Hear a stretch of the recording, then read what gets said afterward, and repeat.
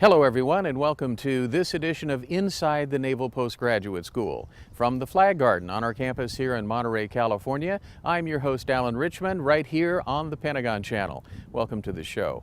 Well, in this episode, reporter Natalie Stamey will visit with the Marine Corps and look at alternative energy research being conducted.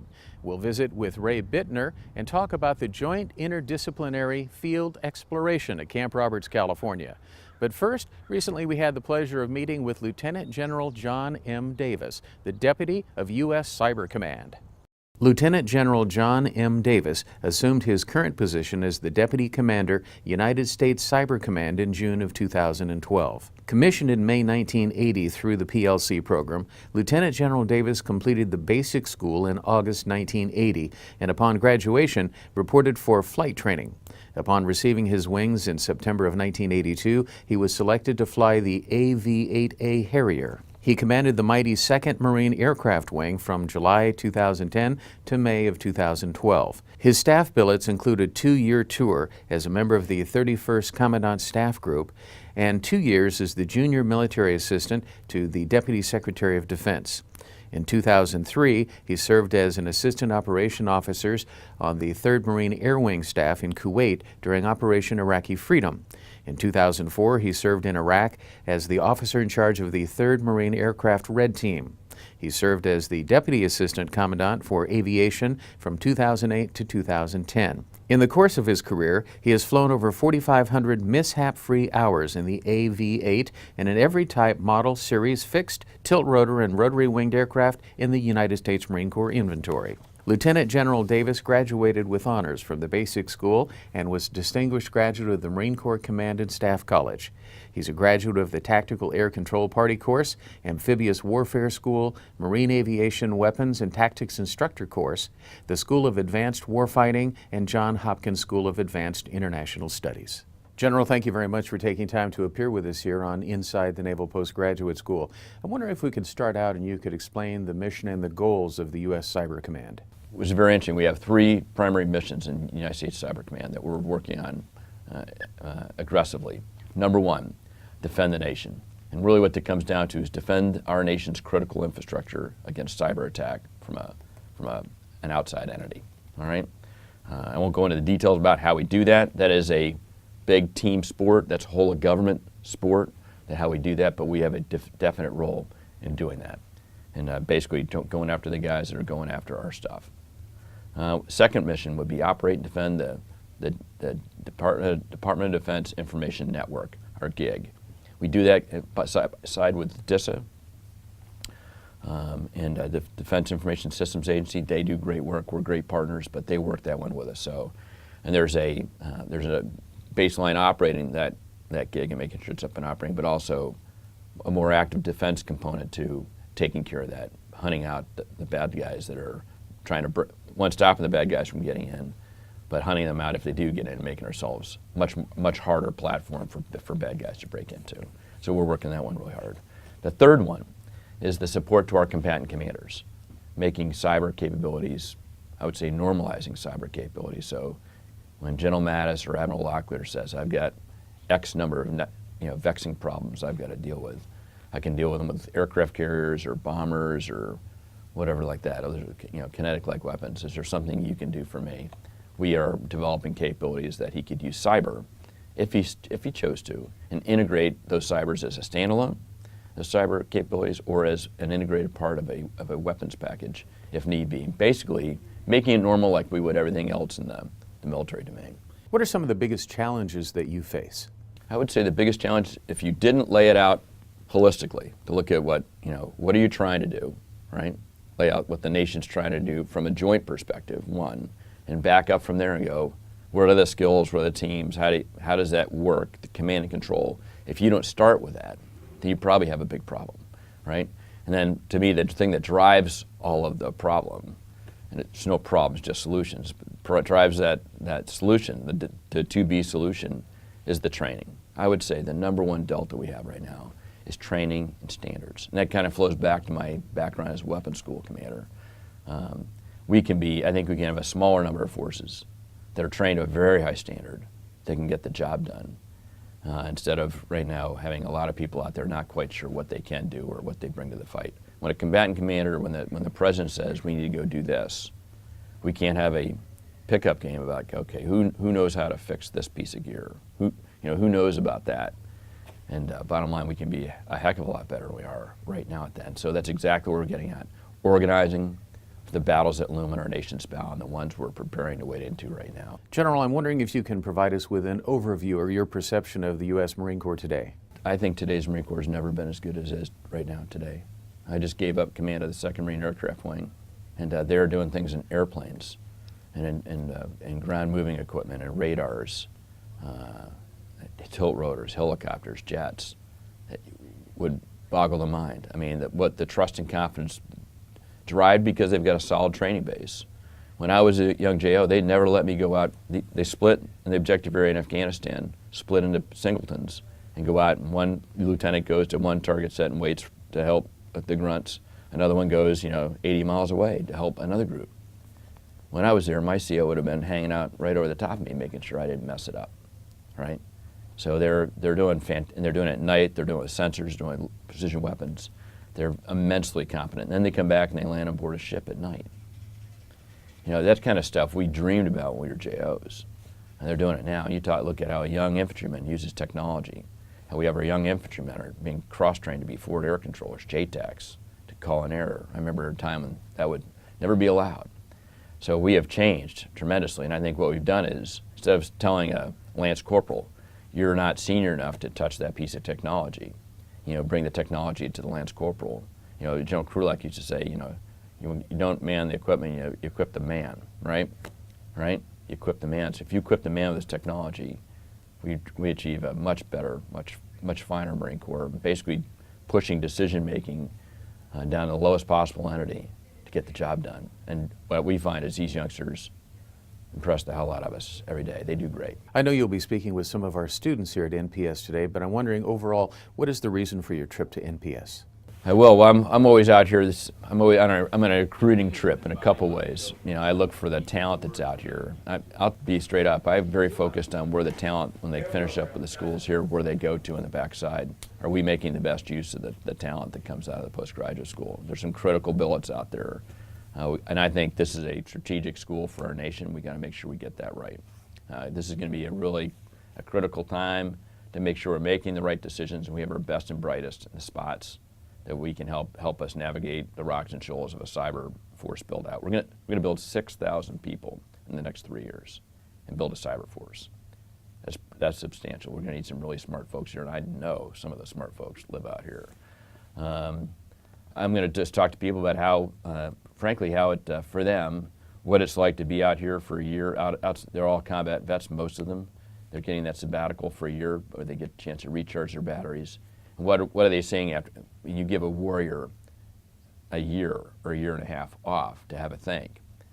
Sometimes those greatest thoughts are generated in that year and a half period. So how are we capturing those, and how is that getting up to the top? I want to make sure I've got a portal so I can go get to the good ideas that I think I might be interested to help me make my job better. But I'm sure they're out there with these guys doing and gals doing the stuff they've been doing. General, thanks very much for taking time to appear with us here on Inside NPS. Semper Fi. Semper Fi. All right. Well, stay with us. More to come after the break, right here on the Pentagon Channel. Well, next we join our friend Ray Bittner at Camp Roberts, California for GIFIX. Well, Ray, always good to be on a road trip into the field with you again and the team. And I guess where we should start is at the beginning. And what is GIFIX? Well, Alan, the Joint Interagency Field Experimentation Program that the Naval Postgraduate School runs here at Camp Roberts in our McMillan Field facility is sponsored by the Office of Secretary of Defense, AT&L. And our goal is to help the combatant commanders, the 6 geographic combatant commanders and the 3 supporting combatant commanders, to refine, define, create, and destroy requirements so that we get the right equipment, the right technology out to the warfighter. And one of the points that you made earlier while we were out here is this isn't any kind of a trade show. This is really about collaboration and learning environments. Absolutely. From the first time we put out the request for information to industry and the labs, we make it very clear that the idea here is to learn. We're learning about capabilities, not about individual products. Now, the way we learn about capabilities usually involves exploring early generation products that a lot of our fellow citizens have created, small companies and large companies that bring these products to the field for us.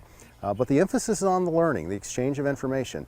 The companies learn what the military and our interagency partners really need, and we learn what the technology capability might really be. So we can make the requirements so when an acquisition occurs, because this is not an acquisition activity, it's a learning activity, when acquisition occurs, we're more likely to get the right equipment. And some of the companies out here have literally spent millions of their own research dollars to make the products better match what we need in the government because of what they learned at GIFIC. So it's really rewarding work for them. Here's FEMA Deputy Administrator Richard Sereno. Richard, you're the Deputy Administrator for FEMA. I wonder if you can tell us a little bit about your area of responsibility and the role that you play at FEMA. Well, as well as the Deputy Administrator, I'm also the Chief Operating Officer for FEMA and responsible for the entire agency, everything from the budget to the response to the recovery, all aspects of FEMA. And specifically during Hurricane Sandy, I was deployed to the New York, New Jersey area for the hurricane shortly after the hurricane struck, and spent quite a bit of time up there working with all of our partners throughout the interagency at the federal, state, local, tribal level, as well as working with the nonprofit agencies, the voluntary organizations, the faith-based communities, bringing together all the different people we work with, including the private sector, and probably most importantly the public as well. Well, that's a huge area of responsibility. You must have quite a team to help implement all these things. It's a wonderful team. It's a team, and if it was just FEMA, there's no way that we could do it. That's why I mentioned all the other folks at the faith-based community, what we call the whole community, bringing everybody together with the private sector, bringing everybody to respond to meet the needs of the disaster. And one of the things that we've looked at, especially in disasters, is how can we be more survivor-centric? Look at it through the eyes of a survivor, and that's as individuals, but also as a community, and what they need and how we're best able to meet their needs. And what are some of the biggest challenges that you face in your role? One of the biggest challenges we face is how we can meet the needs of the survivor immediately, and how we can meet those needs right away, because the survivor is going through one of the worst moments in their life. And so what we want to do is be able there to assist them, to assist the states. And FEMA is really just a small part of the team. We're there to support the governor, we're there to support the mayor and the town managers. We're there to support the local communities in any way that we're able to do that, and bring to bear the resources that the federal government has in order to do that. Talk about some of the recent experiences that you've had around the world with disaster relief effort. One of the most recent ones was Hurricane Sandy, one of the largest disasters that we've had recently. And during Hurricane Sandy, we were able to respond there and help not just in the recovery, but specifically in the response. We were able to dispatch people long before the hurricane hit. Actually, a week before the hurricane struck land, we had resources that were on the ground in the area, resources such as water and blankets and meals in order to help the survivors. We also had incident management teams deployed in each one of the states. In addition to that, we also were able to send up additional teams when we saw the magnitude of the storm and the impact on literally millions of people. They were able to put additional staff and resources into down to the borough level, into city level, in order to help out and support the governors and to support the mayors in the affected communities. Do you think the residents are gaining a better understanding and realizing what a tough job FEMA has in these particular instances? I think one thing that we look at is the public is a key member of the team. And the public is, we're there to support them, and that's what it's all about. And I think it's important for us to remember that they're part of the team, that we're there to support them. And we get as much from them as they get from us. A lot of times neighbors helping neighbors is absolutely crucial.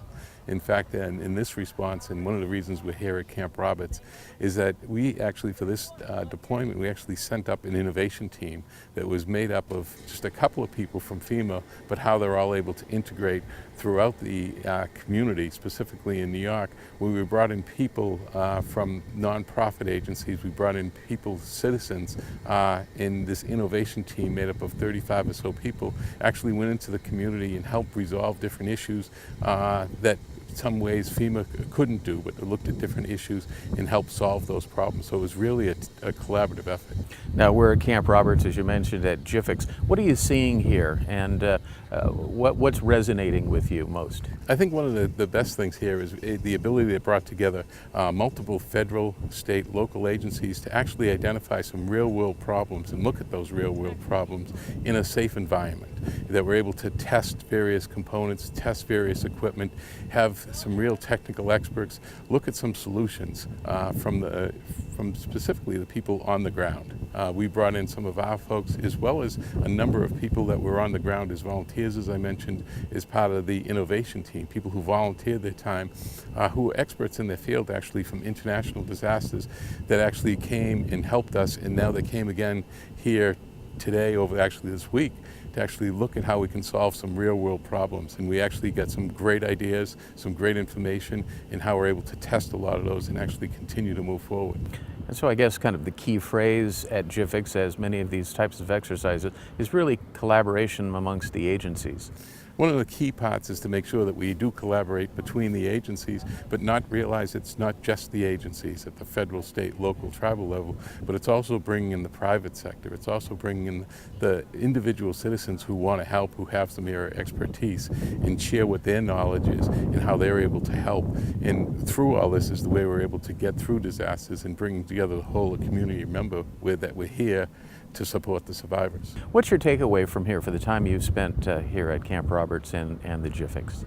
I think that the biggest takeaway is here's an opportunity to solve real-world problems with real-world solutions, but doing it in a safe environment and bringing people together in a truly collaborative effort. Thanks very much to Richard Sereno for his time at GIFX. Coming up after the break, we'll visit with Homeland Security at the Joint Interdisciplinary Field Exploration at Camp Roberts, right here on the Pentagon Channel. While at GIFX, we also had the opportunity to speak with Robert Griffin from Homeland Security. Bob, you're the director of the First Responder Programs. I'm wondering if you can give us an overview of your job and responsibilities. Certainly. The First Responder Group within Science and Technology Directorate of the Department of Homeland Security was developed specifically to look at equipment, technology, and knowledge products that can help the country's first responders be safer and more effective. And how long have you been in that position? The directorate was realigned in 2010 under Secretary O'Toole. So we've been in existence since August of 2010, working specifically to meet the diverse and different needs of our first responder community. Well, that's a big responsibility. I'm just wondering, what are some of your biggest challenges that you face? It's a huge responsibility. The challenge we have with the first responder community is that we have differences in functions. So there's difference between law enforcement, fire, EMS, public health, and emergency managers operate. But then we also have demographic and geographic differences as well. We start to think about how big the country is. The needs of the first responder community varies according to jurisdiction. And that's one of the challenges that we have is one size doesn't fit all. So trying to be able to create technologies that are both flexible and scalable is a really important part of our job. Now, more and more we hear about humanitarian assistance and disaster relief around the world, and the military certainly playing a big role in that. It seems like we have more to worry about these days than in the past. Is that accurate? I think it's accurate, but I think part of what you have to think about is that Homeland Security really at its base, whether it's here in the country or whether it's international, is really about hometown security. Mm-hmm. And if we can figure a way to make communities resilient, if we can figure a way to help the local police officer or firefighter or EMT do their job on the street, they're more able to handle large and catastrophic situations. Not only that, if we can allow people to be more resilient at home, then that means that they're more likely to be able to support their neighbors. Again, whether it's across town, whether it's within their same state, or whether it's internationally, during a time of crisis. And of course, the bottom line is ultimately to save lives. Absolutely. And what you see is that the idea of being able to focus the great resources the country has, so whether it's in the Department of Defense, whether it's in the Department of Homeland Security, whether it's in the state, local, tribal governments, or whether it's even with our citizens, It's an enormous resource that if we can focus and harness, then we're going to be able to see ourselves through almost any situation. Now I ask you about some of the challenges. What are some of the successes that you've had as you look at where the program's gone? I think some of the successes we've had deal with a couple of different levels.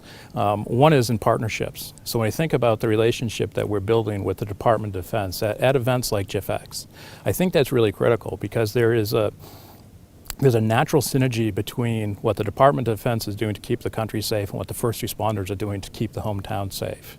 And as much as we can coordinate and integrate those activities, we can create interoperability and interoperable operating procedures, then the country is a better place and the taxpayers are better served through that as well.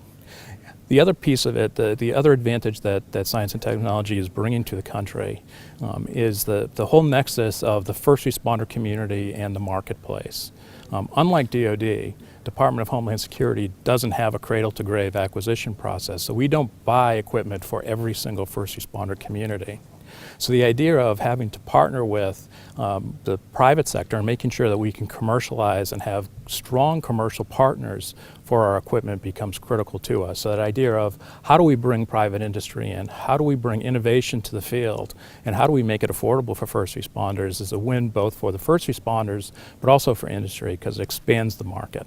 And in these days of budget cuts and the problems associated with the budget, collaboration has to be a key. Collaboration is a key, and when we get back to the issue of hometown security, collaboration occurs in almost every event. Whether it's an accident where you have law enforcement, transportation, fire, emergency medical folks working together, or whether it's a huge catastrophe, the idea of cooperation and coordination is absolutely critical to everything that we do. When we can do it more efficiently and we can save money and therefore put resources into expanding our capabilities, that's a win for everybody. Now you play a big role in GIFX and you're out here looking at all the testing and all the things that are going on with the multi-agencies that are participating at GIFX. What are you seeing and what do you like about what you're seeing? What I like about what I'm seeing is that we're seeing great participation with private industry and the first responders and the Department of Defense in ways they're able to both tailor and steer future development of technologies. So rather than being very prescriptive and saying this is the solution that we have, therefore you have to use it, what we're able to do is we're able to look at technologies that are in development and give suggestions that make that equipment stronger, more effective, more efficient for our end users, which means it's more likely to be used, more likely to be purchased, which helps industry and helps the first responders. Well, NPS reporter Natalie Stamey has an update for us on the Marine Corps' Alternative Energy Program. The Marine Corps Expeditionary Energy Office was commissioned by the Commandant in 2009 with the ambitious charge of making the Marine Corps a more energy-effective force. Over the past 3 years, this mission has continued to push the boundaries of how combat troops are powered on the battlefield. Now new ground is being broken in partnerships to develop these technologies, beginning with one program right here at the Naval Postgraduate School. Well, we're seeding the future out here. I mean, these are the seeds we plant here that are going to be the plants that grow in the future. We want them to grow with energy in mind. Launched at the Naval Postgraduate School in the fall of 2012, the NPS Multidisciplinary Support Studies for the Marine Corps' Expeditionary Energy Office, or E2O, is a collaboration that provides NPS students sponsorship for their alternative energy research. In exchange, the Marine Corps gets the best and brightest ideas in this emerging field of study. So we developed a proposal process, a review process, and then eventually a way to get those research projects then reviewed and then accepted by the Expeditionary Energy Office. Retired Army Colonel Dr. Andy Hernandez and Dr. Jomana Amara, along with a team of seasoned faculty members, led the charge at NPS to launch the partnership program. Their intent? To promote and foster relevant research to share with the E2O. Due to the complex nature of the energy field, the team wanted a multidisciplinary approach to solve energy problems. This was accomplished by reaching out to every department on campus with an invitation for student participation. It covers 6 disciplines within the Naval Postgraduate School, 9+ professors, 15 to 20 students that are already involved. This includes individual theses as well as capstone projects. which can involve anywhere between 6 and 8 students. Colonel Bob Charette, director of the Marine Corps Expeditionary Energy Office, recently paid a visit to Monterey to meet face-to-face with his first group of sponsorship selectees. And that's why we have this thesis support program that we directly fund, where we bring in instructors, the instructors here at Naval Postgraduate School with students here at Naval Postgraduate School. We fund them so we can get not only a great thesis product that they do out here, the great work that goes on out here, but we also get that person. So what I'm working on is alternative energy, a systems engineering analysis of alternative energy for joint logistics over the shore operations. Lieutenant Crystal Miller is one of those people. How do you get the aid to the people that need it when you don't have ports and you don't have an airfield? By studying alternative energy solutions, Lieutenant Miller is hoping to advance the efforts of troops on the ground in humanitarian relief efforts and even combat operations, where resources are scarce and energy needs to be efficient. The solar photovoltaic, the wind biomass conversion, and then the other way is hybrid or energy storage type systems. The end goal is to have self-sustaining energy output, which can have an even larger payoff counted in lives saved. A 2010 Marine Corps logistics study showed 1 Marine is killed or wounded for every 50 fuel and water convoys. The more energy that you have on hand and you can make yourself without having to resupply, the fewer people you have to put in harm's way. But at the end of the day, this is about making sure they all come home. Because if we can get them off the road hauling fuel and water, that's one less Marine that's at risk. The Expeditionary Energy Office has plans to continue their NPS partnership over the course of the next 2 years. And with a greater than expected turnout for this initial class, they anticipate expanding from there. For Inside NPS on the Pentagon Channel, I'm Natalie Stamey. Alan, let's go back to you. Thanks very much, Natalie. Well, that's it for this edition of Inside the Naval Postgraduate School. Thanks for joining us. I'm your host, Alan Richmond, right here on the Pentagon Channel. We'll see you again soon.